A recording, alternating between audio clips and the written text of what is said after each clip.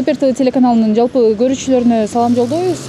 Буга чейин социалдык тармактарда Бишкектеги 57 мектепте иштеген мугалим менен ата эненин ортосундагы болгон пикир келишпестик тартылган видео тараган. Почему ты не имеешь права моему ребенку тоном разговаривать? Ты кто такая? Senin собственный школаң бы. Собственный школаң бы. Отдачи месяца срома. Ты кто такая? Ректорсың бы. Директорсың бы. Кто такая? Ты просто учительница. Дал ушул видео боюнча билим берүү министри дагы өзүнүн пикирин билдирди. Ал эми окуянын жоо жайын алдыда мугалимдин өз оозунан угалык. Мындайча айтканда, мугалим болсом дагы өзүмдүн укугумду коргой албай атам да, азыр дандан.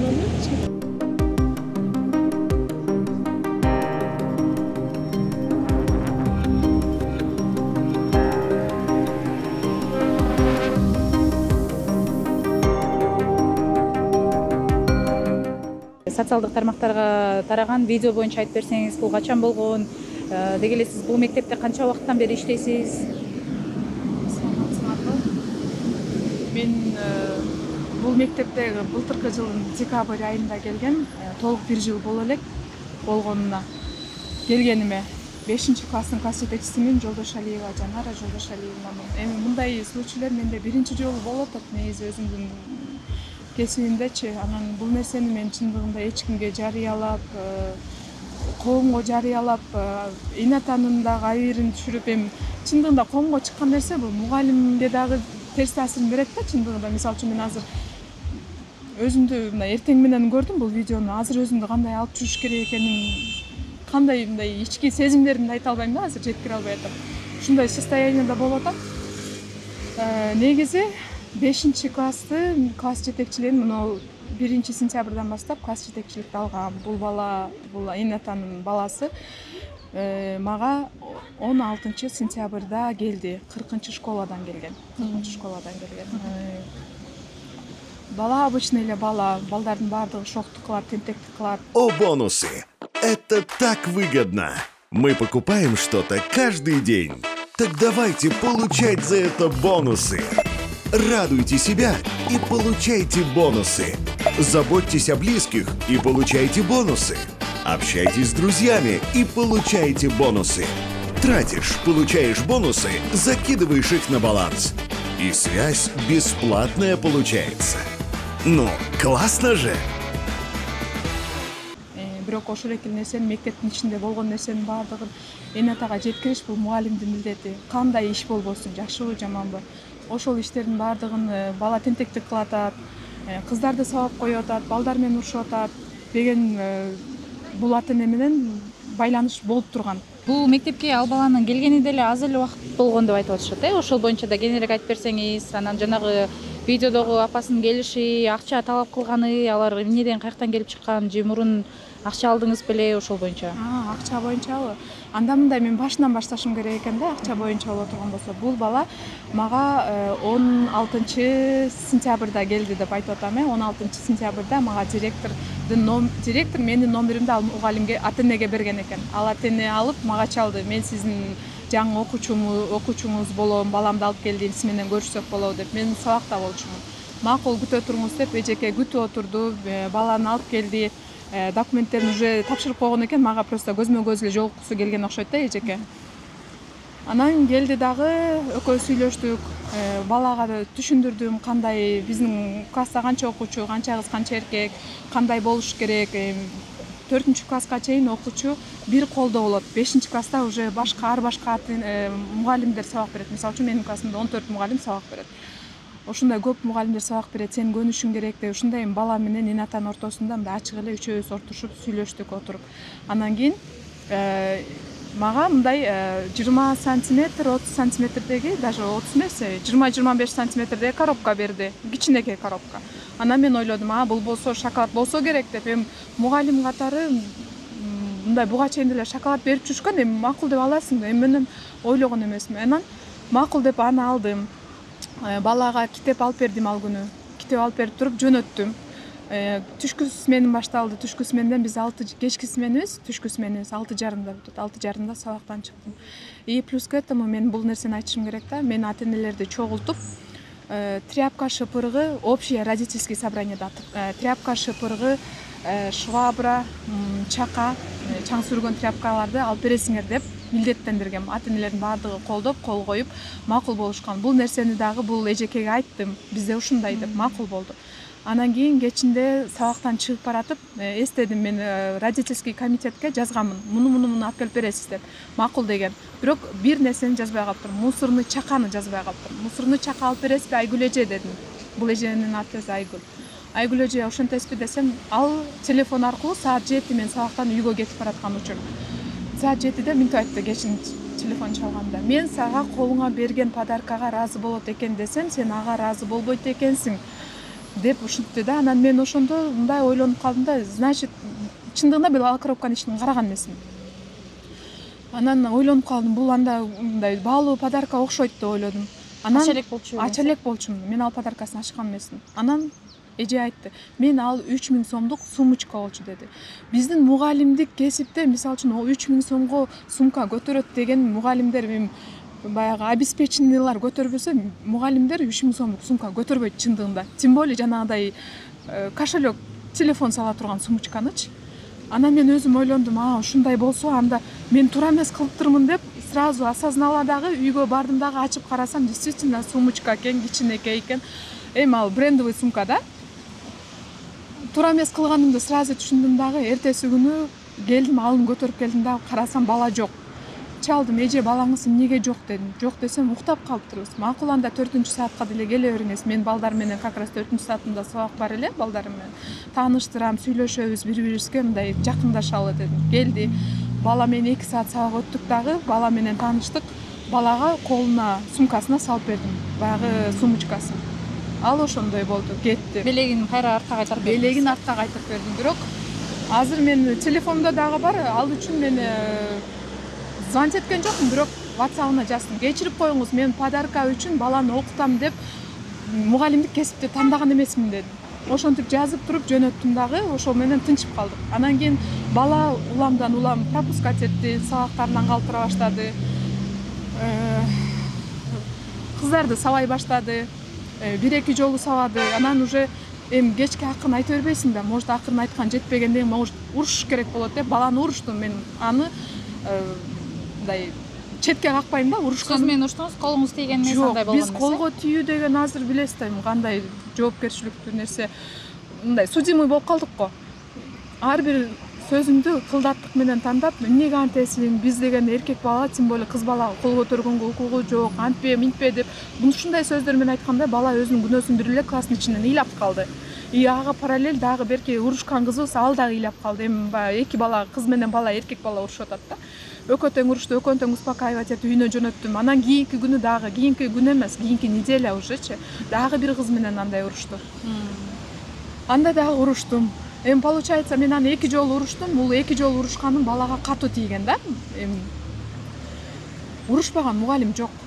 Мен дагы өзүмдүн балдарым бар, ошол курактагы. Балдарды дагы урушам. Анан аны менен ушундай болду дагы. Анан кийинки неделяда ошол 9 октябрь, 9 октябрь. Анан Орсодо 5 мугалимдер күнү бар. Мугалимдер күнүндө ата энелер мен сураган эмесмин, бирок алар 300 сомдон чогултуп мага 3200 сом подарка акчалай беришти. Аны мен ыраазычылык катары эле кабыл алдым. Ошентип бул 7 октябрда кабыл алдым да, ата энелер мага куттуктап бергени 3200 сом. Ошентип анан 9 октябрда мен чалдым, эже уже чейрек жакындап келатат, мен документтерди толукташым керек, мага личный делоңуз келе элек.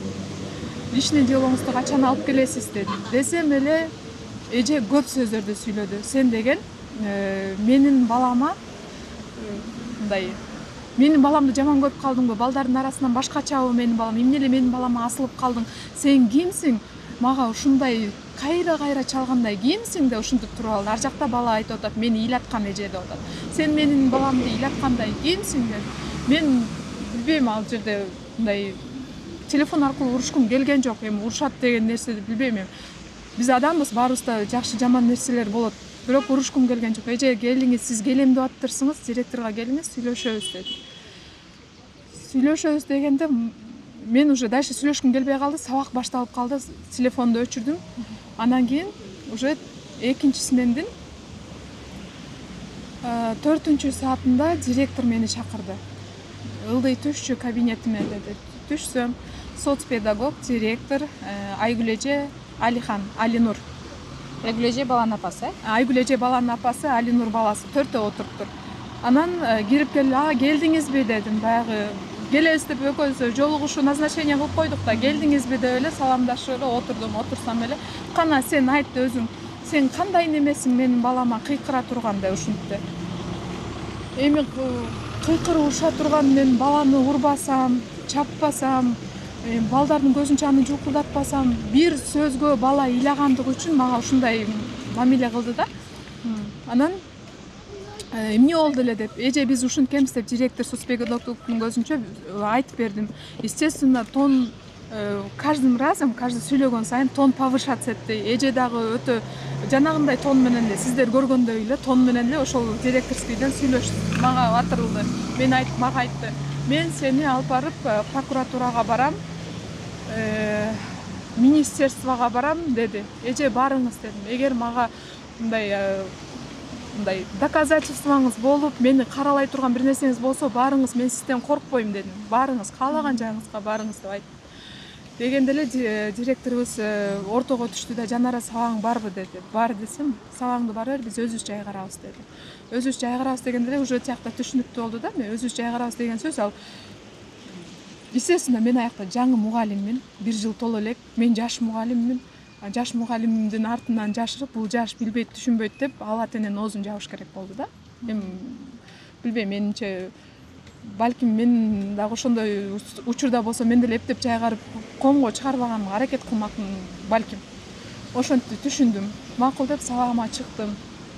Классыма кирдим. 15 мүнөт ичинде окуучунун тапшырмасын сурап, жоктоп, тапшырма беребиз да биз. Ошол тапшырманы берип, анан баягы адамдын да өзүнүн мугалимдик милдетин болсо дагы ошо 15 мүнөт ичинде эмне деди болду экен деп өзүм кызыктар болуп учительскийге түшсөм, директор ошол жакта жүрүп, эже эмне болду, эмне деп чечтиңер десе, болду, жайгардык, сарсана болбо.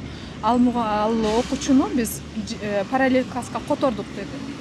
Андай болсо жакшы болуптур деп мен дагы тынчтанып алып өйдө көтөрсөм, бул атене 3-этажга чыгып мени издеп жүрүптүр.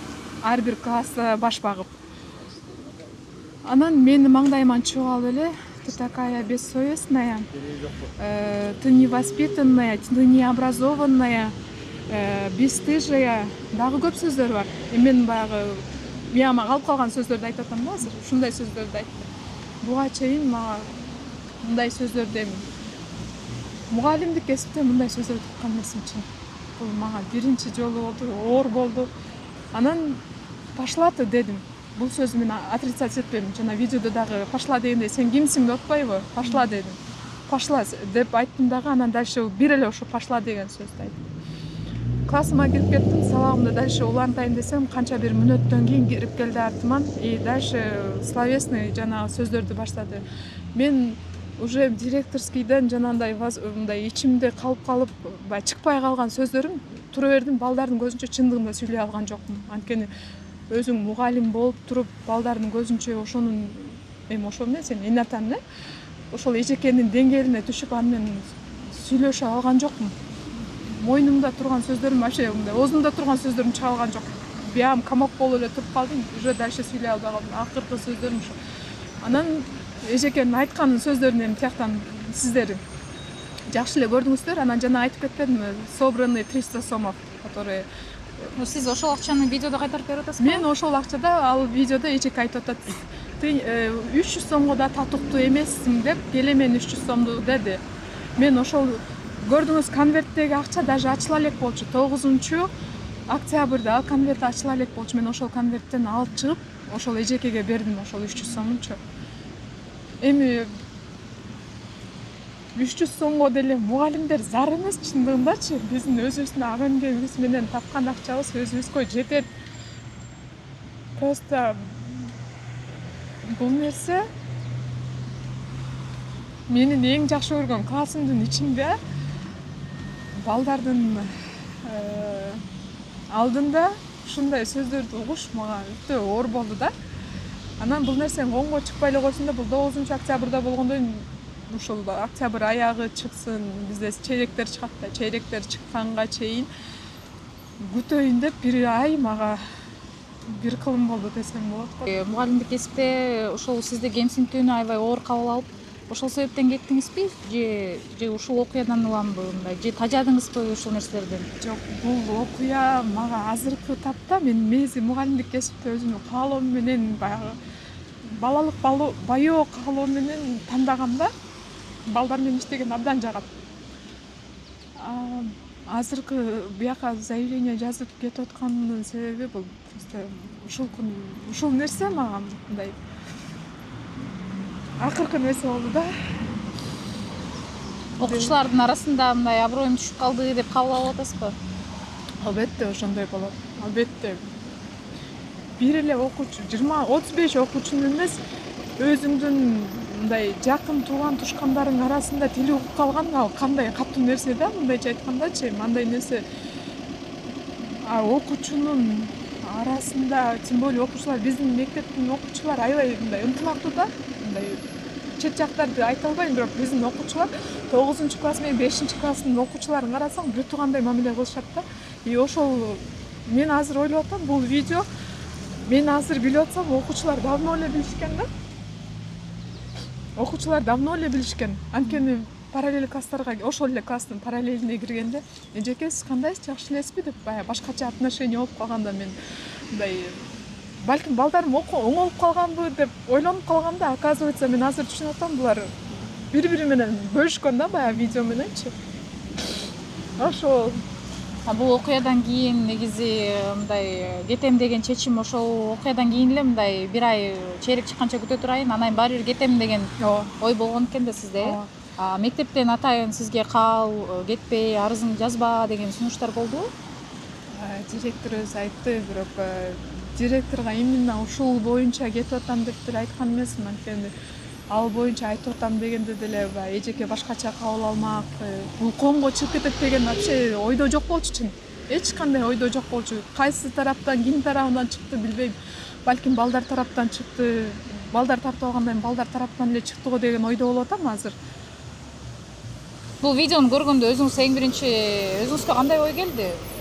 Ким таратты деген же уят болдум деген сыяктуу айтор. Просто мындай да, мындай ощущение болду. Жан дилиңди берип, окуучуларга күндө келип, сабак берип, ушинтип атсаң, кайра башыңан келип текшерип кеткен, бул өтө оор, мындай адам баласына мындан да оор нерселер болот, бирок мындай жеке жан дүйнөңө катуу таасир берди да. Мындан ары мындай мугалимдик кесип мага керекпи же жокпу деген суроо бердим да өзүмөчү. Бир эле баланы урушуп койгондон эмес, акча берүү дагы чоң проблема болуп атат да. Мектептин проблемалары өтө көп. Эне ата менен мугалим, эне аталар мисалы үчүн ар бир класста 35 окуучунун ата-энеси болсо, ошол 35 окуучуну жетектеген бир гана мугалим. Анан 35 ата-эне келип 35 жакка тартса, мугалимдин өзүнүн кагаз жумуштары бар, сабак өтүү жумуштары бар, балдар менен индивидуальный сүйлөшүүлөрүбүз дагы бар. Ар түрдүү окуучуларыбыз бар, алардын кээ бирөө жетишет, кээ бирөө жетишпейт. Анан кийин жетишкен балдарды менен өзүнчө, жетишпеген балдарыбыз менен өзүнчө иш алып барабыз. Анын баардыгы бирип келип анан ушундай нерсе болгондо чын мындай обидно деп сказать, обидно болуп калат экен. Ошол просто мамлекет тарабынан акча тууралуу айтып атканда, акча боюнча айтып атканда бул быйылкы нерсе, ата-эне акча чогултпайт деген нерсе. Мен башында класс жетекчилик кылып, мага деген тряпкага, жанагы швабраларга акча чогултуп бер деп айтып, анан кийин бул эжекени ошуреки мусорный чакка алып бересизби деген сөзүм ушу мага главный минус болуп калды да. Силерге деген мамлекет төлөп бермек эмес беле, эмне үчүн ал берген жок? Эмнеге бизден сурап атасыңар деп. Бирок ал нерсени акчаны мен колго чогулткан жокмун. Родительский комитет бар. Родительский комитет өзү чогултуп, өзү базарга апарып, өзү базардан кайсы керек деп сурап, ошол родительский комитетке өтө чоң ыраазычылык. өзү сурап өзү алып берип баардыгын өзү мектепке алып келип колума тапшырып берди да. Эми мындан аркы окуя эмне болот? Эгерде баланын апасы кечирим сурап келсе кечиресизби? Же мыйзам чегинде чара көрүлүш керек дейсизби? Сиздин мындан аркы кадамыңыз боюнча айтып берсеңиз кандай болот? Мындан аркы кадамыбыз буга чейин мен эми баарыбыз эле Кудай деп жашаган адамбыз да. Кудай өзү тараза деп эле унчукпай эле баардыгын айтып атпайбы, эч нерсе эч кимге билгизбей эле кетип аткам. Анан ушунчалык коомго чыкты, мага окшогон мугалимдерден дагы канча дегендер бар. Бир эле шаар ичинде эмес, айыл жергесинде мага окшогондор да бар. Ошон үчүн ушунча коомго чыккандан кийин закондуу түрдө эле жаза алсын деп айтат элем. Сиз эми мектептен кетип атасыз да, бул мектептен. Эмне кыласыз? Каяка барасыз? Эмне Жок, болуш istейсиз? мен азыр данный момент бул нерсе кылам деген оюм жок. Азыр эс алам. Просто мен уже буга чейин бир ай бою өлө кыйналдым, чын аябай мындай морально деп айтсам туура болот го дейм. Морально кыйналдым. Жакшы көргөн, сүйгөн кесибим, улантам болгондо азыр эмес. Азыр улантууга мындай күчүм жетпейт азыр данный момент. Аталган окуя боюнча мектеп окуучусунун апасына кайрылганыбызда атын атап, жүзүн көрсөтүп, комментарий берүүнү каалабай жатканын айтып, өз чындыгын телефон аркылуу берүүнү суранды. Урматтуу көрүүчүлөр, ушул болуп өткөн окуя боюнча баланын ата-энесине дагы байланышка чыгып көрөлү. Алло, саламатсызбы? Мен сизге Супер ТВ телеканалынан байланышып атам, атым Айдай, журналистмин. Азыр ошо сиздердики видео тарап атпайбы? Мугалим менен болгон келишпестик депчи. Сиздин балаңызга байланыштуу экен да, анан ошол боюнча комментарий алайын дегем негизи. Качан, эмне себептен болгон окуя? Ошол боюнча. Комментарий эстең анда. Жок, биз мындай болуп атат да. Биз жактан акча сураган, мектепке баягындай запистер бар менде, видео, аудио запистер. Ана предиректори, неадекватно обращаться с балама. Даже эти клиент подтвердят, директор подтвердит, там психолог там келгени. Я, оказывается, бир жума 10 күн баламды ыйлатып, подавлять эткен да. Ана мен сүйлөшүп чыккандан кийин мен кетип атсам башла вон деп алып, мектебиме кирип, провокацияга чакырганы көрүнүп турат. Бизде Ташиевдагы мугалимдерден эме акча сураганда андай сразу обращайтесь деп мен даже директор сураган мени үчүн унчукпай эле койчу, сенин видео запистериң бар экен деген үчүн мен унчуккан эмесмин да. Ал жакта мен жекесине өтпөдүм, мен как эне катары мен баламды коргодум. Менин балам күндө ыйлап депрессия болуп коюптур. Эмне үчүн андай болгону себеби сиңди. Менден акча сураган мектепке. канча суммада акча сурады эле? Эмне себептен сурады эле? Азыр сүйлөшүүлөрүбүз бар, мен жиберсем болобу баардыгын? Анан кийин мен айттым, мектепке именно сиз спонсор болосуз, мага 3 жакка тряпка, борсор, ана ладно, хорошо, дедим жанарочка. Мен жеке катары сизди сыйлайм, давайте в родительском чате обсудим это. Анда азырдан чогултуп биз берели дедим. Ага, ошол сөзүмө как бы я перечтек болгон үчүн баламды бир жума ыйлатып, бул өзү күнөөлүү дей берип баламды чүнчүтүп койсо, мен эне катары мен жекесин өттүм. Ошол жерде видео записте өзүңөр көрүп сурдур. Меня довели, пошла вон отсюда деп туруп, мен айткан өчүп салыштыранычы. При всех пошла вон деп, мен деле чоң эле эжемин да, мен деле баламды кантип эле мен жекесин урушуп, баламдын жекесин жаман сүйлөш үчүн мен бара белем. Эми коомго тараганы, конечно, өкүнүчтүү. Но мени пошла вон дура десе деле мен жөн тура албадым. До этого она накричала на моего ребенка.